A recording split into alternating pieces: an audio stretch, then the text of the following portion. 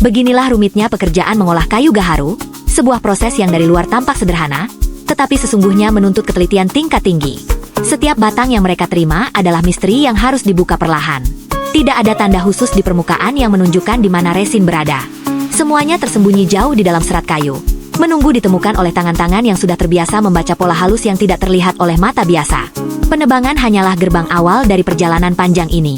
Setelah batang gaharu tiba di tempat pengolahan, para pekerja membelahnya untuk membuka bagian dalam. Tetapi pekerjaan sesungguhnya dimulai saat pisau pertama kali menyentuh permukaan kayu.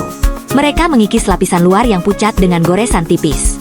Setiap tekanan pisau harus terkontrol. Terlalu kuat bisa memecah resin, terlalu lemah membuat mereka harus berulang kali melewati bagian yang sama. Karena itu, ritme mereka pelan, stabil, dan penuh kesabaran. Mereka mengikis sedikit, berhenti, menatap, lalu mengikis lagi. Polanya berulang tanpa terburu-buru. Pada tahap ini, mata dan ujung pisau menjadi satu. Para pekerja bukan hanya melihat, mereka merasakan. Dari suara gesekan kecil ketika pisau menggores serat kayu, dari bagaimana kayu memberi perlawanan, bahkan dari aroma samar yang muncul, mereka bisa menilai apakah bagian di bawahnya mulai berubah. Mereka mencari gradasi gelap yang nyaris tak terlihat, tanda bahwa resin mulai mendekat. Sebuah titik hitam kecil bisa menjadi awal jalur panjang, tetapi bisa juga hanya noda tanpa kelanjutan. Ketika garis resin mulai tampak jelas, tantangan justru semakin besar.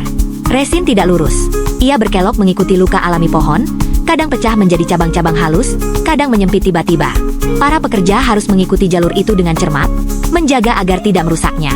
Setiap sentuhan pisau harus lembut mungkin, seperti sedang mengukir sesuatu yang rapuh. Proses ini bisa berlangsung berjam-jam hanya untuk menemukan sepotong kecil resin.